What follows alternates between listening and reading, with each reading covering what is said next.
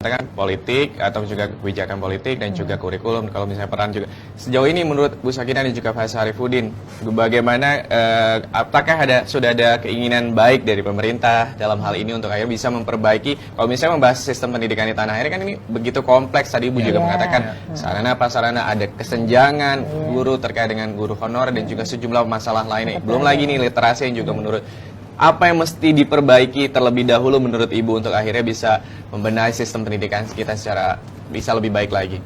Kalau dari kesemua itu tidak ada yang dibilang yang ini dulu, yang itu dulu. Itu secara kesemua itu penting semua. Oke. Iya. Dan itu kita berharap persis ya dengan harapan dari para guru, para murid dan semuanya. Karena kita berharap untuk mendapatkan hasil yang maksimal. Ya, memang kita perlu kerja keras yang maksimal juga. Untuk mengharapkan hasil yang maksimal juga kita harus mempertimbangkan tentang objek tadi, manusianya dulu, ya manusianya, anaknya ini dulu. Seperti tadi Bapak, jangan dijejeli terlalu banyak mata pelajaran. Ini kan kita mengharapkan anak-anak yang pada akhirnya berhasil punya skill, ya kan? Jangan nanti dia selesai jadi beban lagi, nah, dia selesai lagi pengangguran lagi. Tetapi pada akhirnya dia keluar dari selesai pelajaran sekolahnya itu dia punya keterampilan khusus.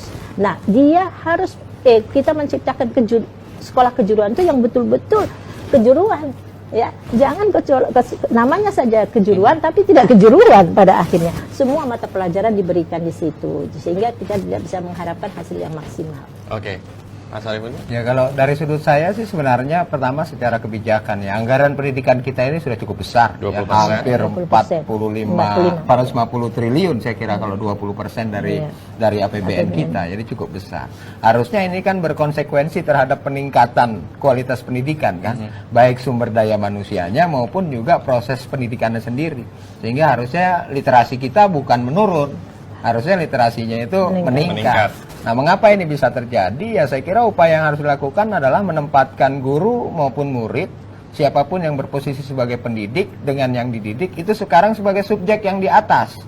Nah, menurut saya sekarang dalam ekosistem pendidikan di Indonesia, guru dan murid itu ditaruh di paling bawah. Sehingga tergantung pada kebijakan-kebijakan di atas itu harus bagaimana. Apa konsekuensinya? Guru nggak merdeka lagi dalam mengajar hari ini. Kedua, murid juga itu sudah terbelenggu kreativitas.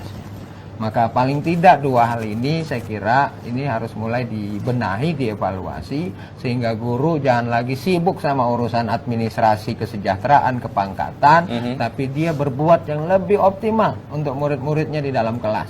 Termasuk juga anak-anak ini jangan dijejali oleh kebanyakan mata pelajaran sehingga dia sendiri nggak tahu kemampuan dia itu ada di mana secara individual. Inilah yang saya kira menjadi PR penting buat dunia pendidikan kita. Banyak pekerjaan rumah ini. Terima kasih sekali lagi Bu Sakinah Al-Jufri, anggota Komisi 10 DPR RI dari fraksi Partai Keadilan Sejahtera Daerah Pemilihan Sulawesi Tengah, dan juga Bapak Syarifudin Yunus dari Pegiat Literasi Rumah Literasi Bogor. Salam untuk semua teman-teman yang sering membaca. Nanti sampai tahu kita bisa bekerja sama lagi.